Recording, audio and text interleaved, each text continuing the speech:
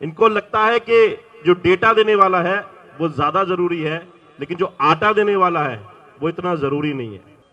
जो इनसे मांगो वो ये देते नहीं है। इतनी ठंड में खुले में वो लोग बैठे हैं और ये उनका मजाक उड़ा रहे हैं। कोई कहता है ये हाईजैक हो गया, कोई उनसे कह रहे हैं लेफ्टिस्ट हैं।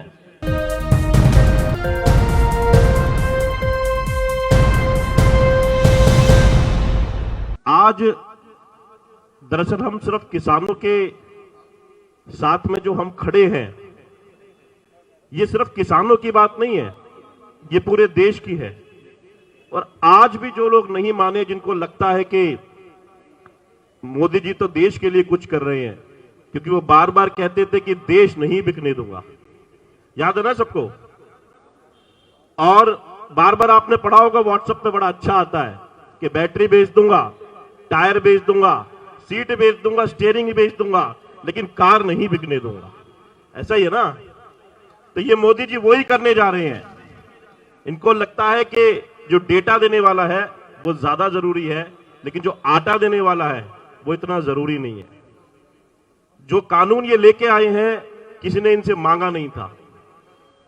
जो इनसे मांगो वो ये देते नहीं है, लेकिन जो किसान ये कह रहा है कि मुझे इस कानून की जरूरत नहीं है, मुझे जो चाहिए वो ये देने को राजी नहीं है। जो उसके पास एक चीज है, जमीन उसकी है, ये उसको उसी का नौकर बनाना चाहते हैं। ये चाहते हैं कि कॉर्पोरेट वाले इन जमीनों के ऊपर कब्जा कर ले और धीरे धीरे ये माहौल बन जाए कि ये जो किसान है, जो अपना पेट भर रहा है, जो देश का पेट भर रहा है, वो उन्हीं कॉर्पोरेट घराने के अंदर आके धीरे धीरे इस पोजीशन पे आ जाए कि उन्हीं के यहां नौकरी करने लगे। इतनी ठंड के अंदर जो ये किसान बॉर्डर पे बैठे हैं, कौन बैठना चाहता है? आप सब लोग बॉर्डर पे गए होंगे। आज हालात ये हैं कि अगर हम अपने घर के अंदर रजाई में भी बैठे हैं तो ठंड लगती है, लेकिन वहां इतनी ठंड में खुले में वो लोग बैठे हैं और ये उनका मजाक उड़ा रहे हैं। कोई कहता है ये हाईजैक हो गया, कोई उनसे कह रहे हैं लेफ्टिस्ट हैं।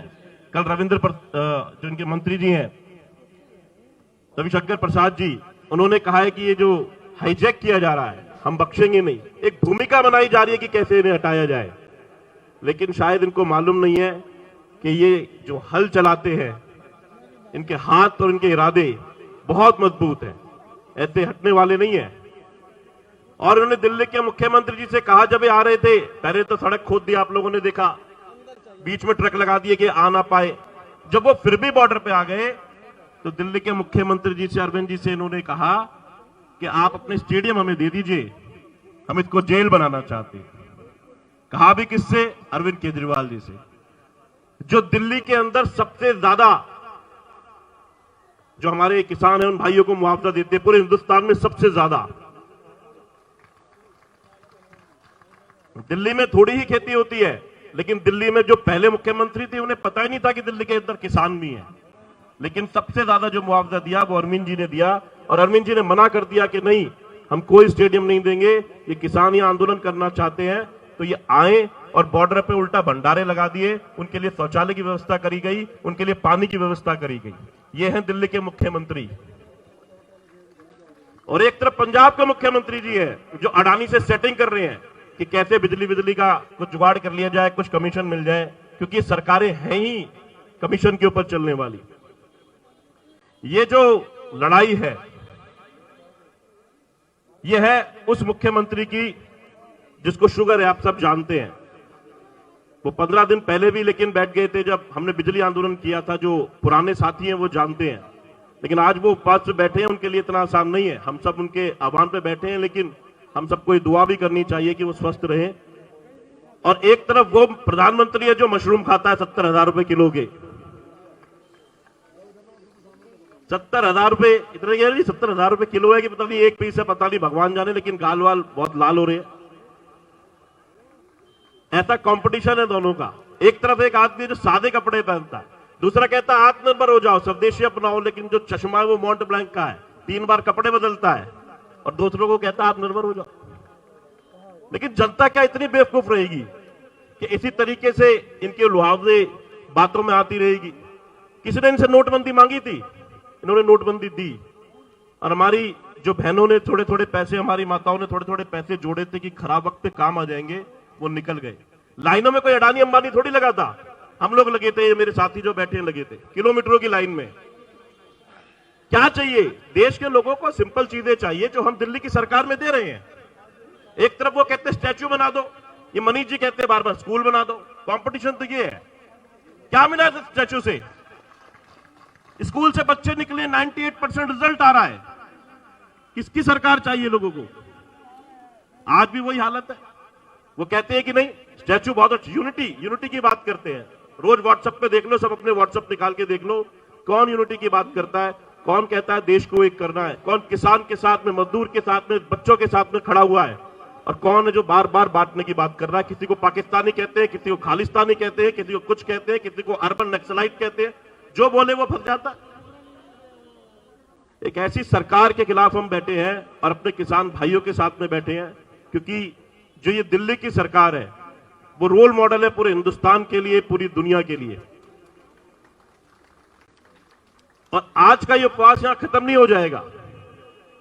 हमको लगातार ये लड़ाई को जिंदा रखना पड़ेगा। वैसे तो हमारे संयोजक साहब, हमारे गोपाल राय जी, हमारे कैबिनेट मिनिस्टर, उन्होंने बहुत अच्छी ड्यूटीज भी लगाई हुई है रोज किसी ना किसी का वहां जाके, ताकि वो सेवा कर सके वहां पे किसान भाइयों की। जब जाते हैं तो मान साहब वहां पे दो फीलिंग आती है। एक तो बहुत गुस्सा आता है कि किस तरीके से लोगों को अपने घर बार छोड़ के बॉर्डर पे आना पड़ा और वो बेचारे ठंड में बैठे हैं। और एक तरफ छाती भी चौड़ी हो जाती है, 56 इंची का तो पता नहीं, लेकिन चौड़ी जरूर हो जाती है बहुत ठोक के, कि आत्मनिर्भर अगर है तो वो है। वो जो बॉर्डर में बैठे हैं उन्होंने वहां पे दुनिया भर के भंडारे लगा रखे हैं जी, मसाज भी हो रही है उनके पैरों की, बढ़िया खाने को मिल रहा है, पिज्जा भी मिल रहा है। तो इसलिए शायद वो परेशान है मोदी जी। वो कहते हैं मशरूम बस मैं खाऊंगा, ये क्यों खा रहे हैं? कहते हैं अमीर किसान है ये। नहीं, वो सेवादार लोग हैं, वो आपको खिला सकते हैं, वो पूरे दुनिया को जो भंडारा करा सकते हैं, लंगर लगा सकते हैं, तो अपने लिए भी कर सकते हैं। मेरा आप सभी साथियों से ये रिक्वेस्ट है कि जो आज माननीय मुख्यमंत्री जी ने जो आज उपवास अपना व्रत रखा है, मैं आपसे यही चाहता हूं कि आप अपने ट्विटर पे, व्हाट्सएप पे, क्योंकि जो सरकार है वो व्हाट्सएप की सरकार है जो केंद्र में बैठी है, ध्यान रखना। हम यहां बैठे रहेंगे और ये बातें आपकी जिम्मेवारी है कि आप अपनी गली में, मोहल्लों में, अपने पड़ोसियों को, दोस्तों को ये जरूर बताओ कि दिल्ली की सरकार कैसे हर उस कानून के खिलाफ लड़ने की कोशिश कर रही है जो एक केंद्र सरकार अपने अड़ियल रवैये से ला रही है। आपने कल देखा होगा कि किस तरीके से 7 दिन से मेयर हमारे घर, सीएम साहब के घर के बाहर बैठे हैं, देखा है ना सबने, उनको कोई नहीं हटाता वहां से। लेकिन कल हम चले गए अगर अमित शाह के यहाँ, या कल हम चले गए आतिशी बहन हमारी एलजी के यहाँ, तो कैसे उठा के लेके गए थे, देखा था ना आपने। उनको क्यों नहीं उठाते? दिल्ली के उप मुख्यमंत्री जी रोड पे खड़े होकर उनसे कह रहे हैं मुझे अंदर जाने दो, सीएम साहब ने बुलाया है। कहते हम पूछेंगे ऊपर। किससे पूछेंगे? बार बार पूछते रहे मनीष जी, वो बता नहीं पाए। कैसी सरकार चल रही है? तो हम सबको इकट्ठा होना पड़ेगा, अपने व्हाट्सएप को, अपने ट्विटर को, सबको बहुत ताकतवर बना लो। एक एक घर में, एक गली में जाओ और इन काले कानूनों के ऊपर आप आओ। आप सभी ने मौके का बोलने का मौका दिया, बहुत बहुत धन्यवाद। सभी अहम खबरों के लिए न्यूज़ MX को सब्सक्राइब करें, साथ ही बेल आइकॉन को जरूर दबाएं। लाइक, शेयर, कमेंट करना ना भूलें।